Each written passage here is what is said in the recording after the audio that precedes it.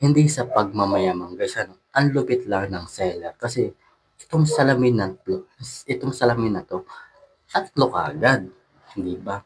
Eh, magkano yung normal na nabibili natin, 'di ba?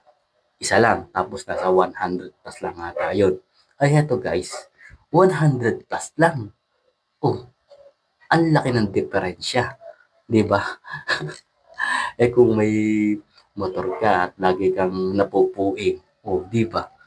Hmm, hindi nga guys eh, 'di ba tatlo? Ito, pang-apat 'to, ito yung katawan niya pang-apat, oh, 'di ba? Kaya ang lupit guys kasi isusok-sok mo lang siya. Hmm, ayan oh, isusok-sok mo lang siya guys. 'Di ba? Eh kung mawala mawala itong isa or dalawa, eh di may reserba ka pang isa. Oh, 'di ba? Eh kasi naman isa lang yung hahanapin mong salamin, eh di lugi ka. Magkano din yung salamin na yun, nasa 100 plus. O, 'di ba? Ito pa malupit guys. Oh.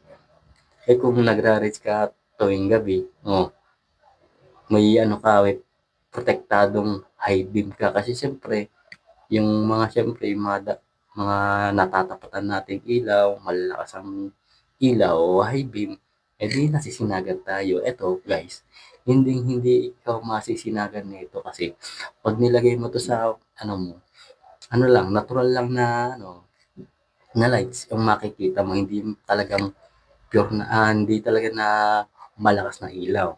Kaya kung naghahanap ka nito guys, 100 plus lang. Check out mo na, nasa gilid lang.